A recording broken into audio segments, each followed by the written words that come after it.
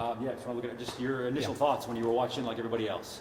Oh, what a great day. I mean, June 2022, Atlanta was officially selected as a host city for this incredible event, the world's biggest sporting event.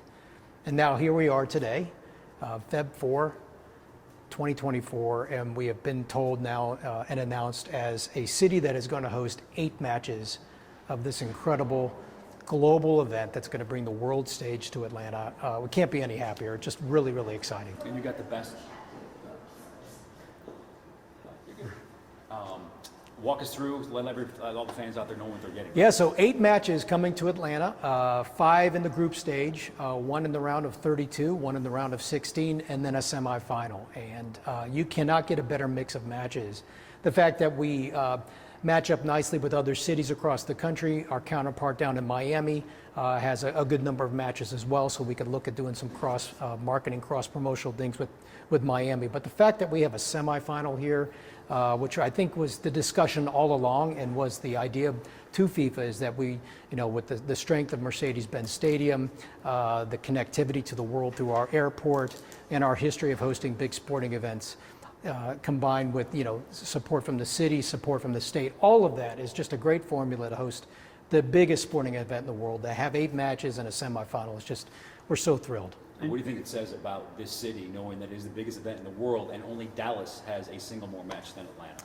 Yeah, I think it proves exactly what we're built for, and what Mercedes-Benz Stadium is built for, is to host the largest, biggest sporting events possible. And without a doubt, the FIFA World Cup in 2026 is going to be the biggest sporting event ever held. I mean, 104 total matches, which is 63% more than what was held in Qatar in 2022.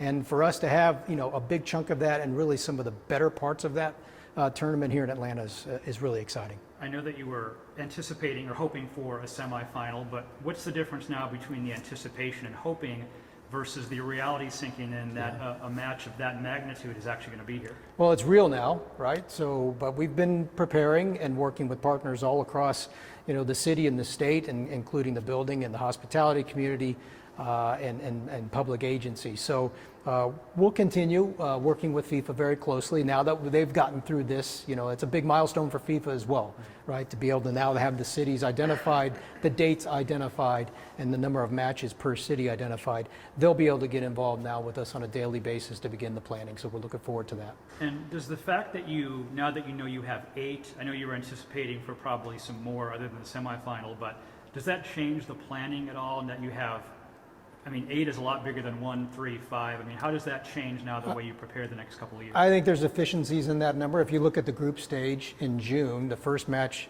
which is 862 days away, by the way, June 15th of 2024, then you roll every 3 days with the group stage match until June 27th.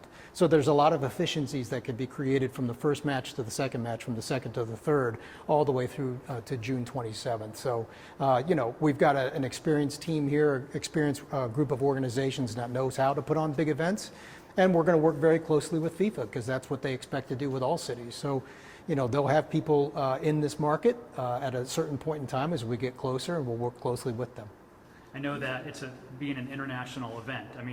There will be 5 group stage matches. The U.S. team will be out west.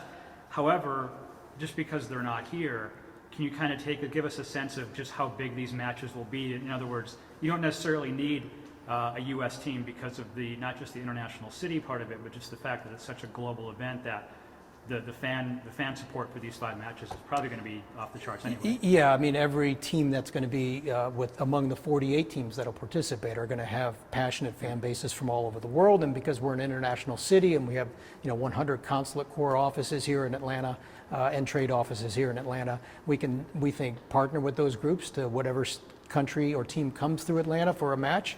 We can bring them into the planning. The fact is, we're connected internationally with the airport, and with the U.S. team calling Atlanta home. As we look towards the road to 26, they may not necessarily be playing here at the early part. Hopefully they're playing here at the latter part of the tournament, but there's a lot of buildup and excitement that can be created in this year, next year, and into the actual event, in working with U.S. Soccer. Can you talk about what this is going to mean for the cities, businesses, the economic impact, especially, like you said, 8 matches, and one of them a semifinal match? Yeah. So the early estimates, when it was based on 6 matches per market, before they expanded to 104 matches, was, in that couple of $100 million. Now it's expanded to $400 to $500 million. Again, that's all projection. We'll see what happens when they actually get into the event and do a post-economic impact study. But it's significant, no matter what number you put at it. It's a lot of money coming through the tourism and the businesses that we hope will be able to be a part of putting on this great event, and certainly we want to be able to make sure that this event happens to all parts of Metro Atlanta, not just downtown, and we expect to be able to work with FIFA to make that happen. And there's ways that maybe we can create opportunities across the state where fan fests and watch parties can happen all over the state during the tournament. This is one box that had to be checked off. What's up next for you and your staff? Well, we'll get right into it tomorrow, actually. To be quite honest, we do have a meeting planned with FIFA in the next couple of days, and we expected that. And so we've got a great cadence with them where we meet weekly, and we've got they do a nice job of bringing all the cities together on a periodic basis, so we can kind of work together. That's what's interesting about this event. It's the same event happening across 11 U.S. cities all at the same time. So you can create some real good best practices with other cities to say, how are you handling this, or what are you going to do there, or do you have a creative idea here? And we all share. It's different than a one-time event, perhaps like a Super Bowl that's one city, one weekend, and you don't have a lot of collaboration because it's only happening in one city. So we'll continue down that path. You mentioned the Super Bowl. The Patriots-Rams were here a few years ago. Do you think Atlanta has any idea what's coming their way? It's a great question. I think you can go back to 1996, and how great is it that we had the Olympic Games here in '96, and then 30 years later we got the World Cup coming, 2 of the biggest sporting events easily in the world coming to Atlanta, and making Atlanta only one of 2 cities in the U.S. to host both of those events. So yeah, this is from what FIFA says to expect.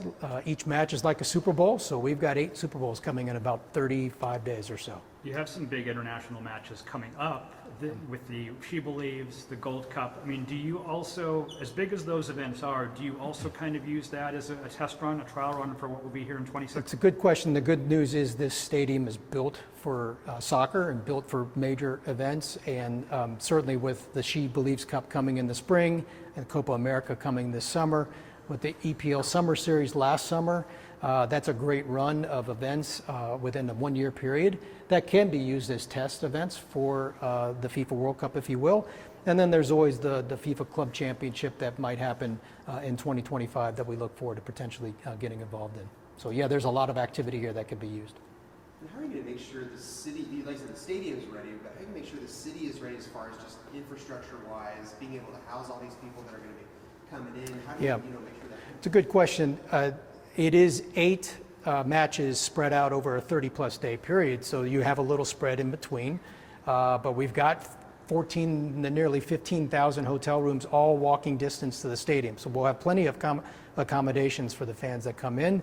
We've got the rail line coming directly downtown to the stadium from the airport, and we've got everybody in the world easily able to get to Atlanta to the airport. So we've got the infrastructure, we've got the right organizations in place.